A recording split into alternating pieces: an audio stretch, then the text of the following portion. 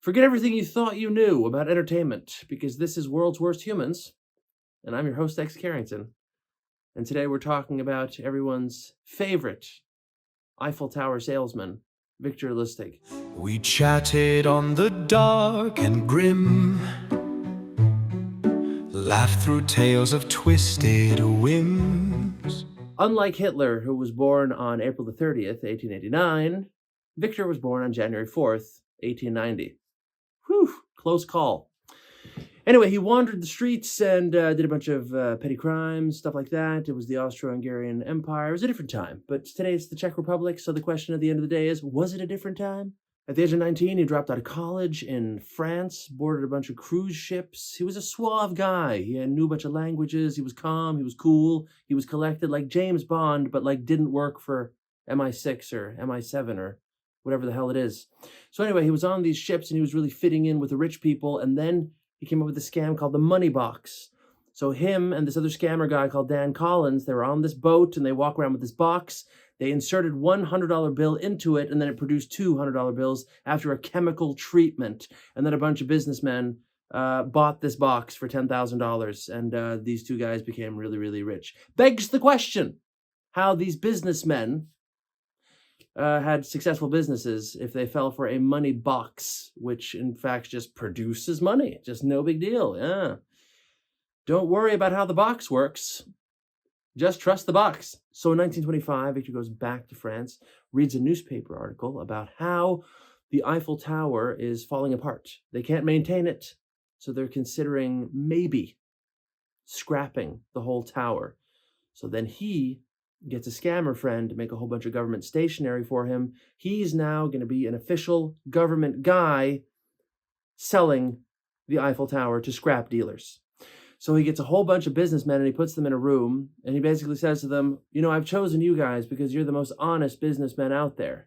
And they went, wow, that's great. It's like he's known us our whole lives.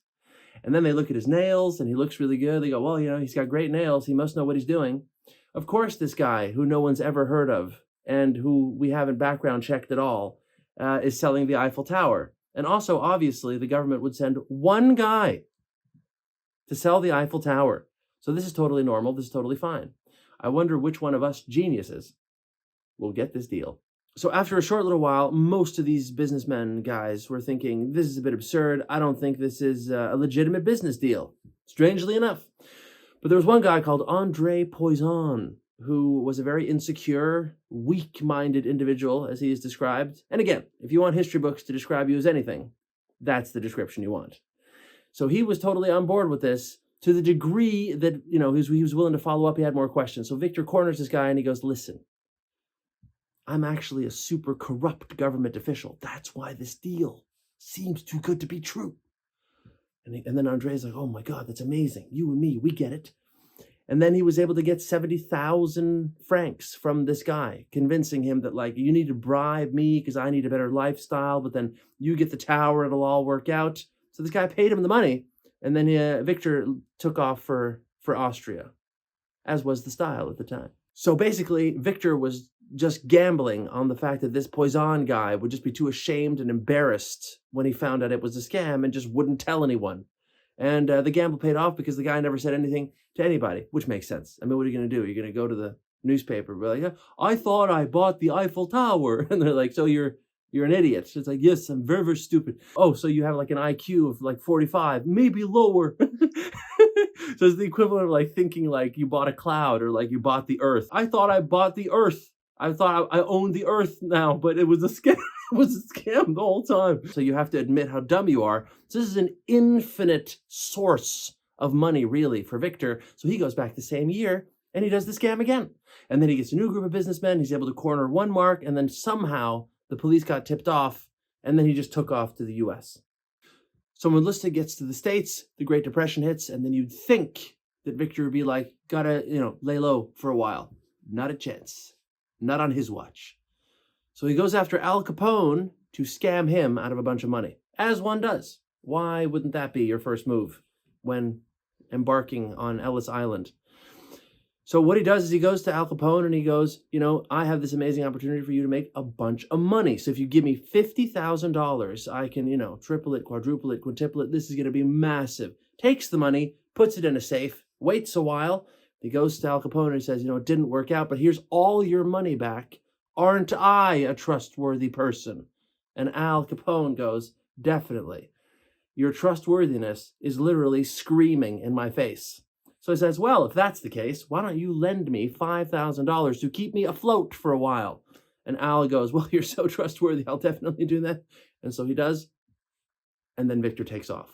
Another genius scam, another day, another box of stolen pens, as the old saying goes. So keep in mind that on any given day, Victor is, scamming a bunch of people. It's like a catch me if you can, but like before its time and like more intense and better, we're assuming. So in 1930, he pairs up with two guys from Nebraska, a chemist and a pharmacist, and then they're going to counterfeit a bunch of money. So then these two guys are going to make the plates, and then Lustig is going to distribute all the fake money. For the next 5 years, they print just enormous amounts of fake cash, known as Lustig dollars. And it's to the extent to which the federal authorities actually start looking into it because of the sheer volume and intensity. And, at the end of the day, I think all that success is really just attributable to the fact that he chose a pharmacist, to help him print money. If there's anything pharmacists know how to do, it's make fake money. So basically, these are three guys, and they're printing all this money. Things are going really, really well. Lustig is sleeping with one woman, and these two other guys also have like sort of mistresses. But then Lustig sleeps with one of the other guy's mistresses, and then his mistress finds out. It's a bunch of mistresses, very complex, but that's how it is in the money printing game. We wouldn't know. We can't understand these people, but it's very intense. So anyway, his mistress gets super, super jealous and wants revenge on Victor for cheating on her with the other guy's mistress. And so she decides to turn him in to the authorities, which is insane, keeping in mind that these guys are mass producing millions and millions and millions of dollars. She could have easily said, like, give me $10 million. She's like, no, I want revenge. I go to the authorities. Like, genius move. Nothing creates a lose-lose situation like a bitter mistress. So on May 10th, 1935, he's arrested by authorities, and he proclaims his innocence to the bitter end.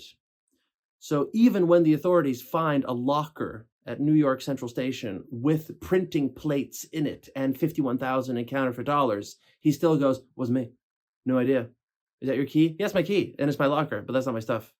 Which is, again, a testament to his genius. The day before the trial, Lustig was able to escape from the federal house of detention in New York City, but he was caught 27 days later in Pittsburgh, where he got out of a car and basically just said, well, here I am, boys. Like a really suave, cool movie moment, which unfortunately wasn't filmed, but we can use our imagination, which is the wonder of this program. So he's sentenced to 15 years on Alcatraz Island. If you want to know more about Alcatraz Island, you should watch the movie The Rock with Sean Connery. Very cool quotes, very realistic depiction. It's basically a documentary, basically. And then he gets another 5 years for his escape attempt, so he gets 20 years in total. But then in 1947, he gets pneumonia and dies. But he dies a hero, nonetheless. And on his death certificate, it says, occupation, salesman. And that's the real victory of Victor Lustig, is getting salesman as occupation at the end of it all. And I think we can all take that as inspiration for our own lives, because it doesn't matter what you do in life.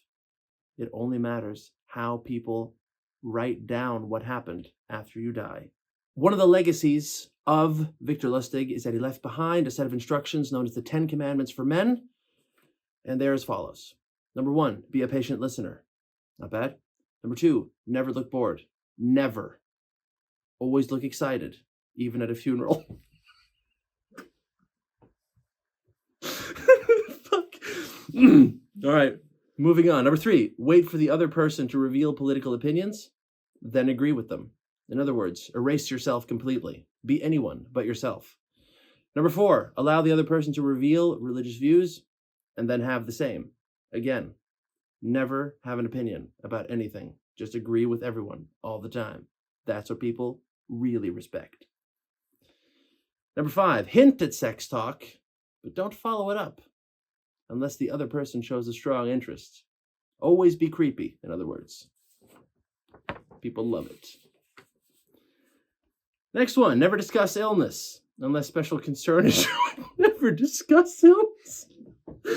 May I interest you in a discussion of illness? Have you heard of tuberculosis? It's quite dramatic, you know? And then also, never pry into a person's personal affairs because they will tell you everything eventually. That's not bad. Never brag. Just let the importance be quietly obvious. That's the essence of importance. Quiet obviousness. Never be untidy and never get drunk. Which again is a magnificent advice. You can't go wrong with any of this stuff. And it can never be misconstrued and it'll always work in your favor. 100% of the time. He was called the slickest and sneakiest con man in the history of the world by the Secret Service. Which again, it's like, if the Secret Service hasn't called you something, are you that thing? And I think we all know the answer is no. Until next time, this has been World's Worst Humans. We chatted on the dark and grim, laughed through tales of twisted whims.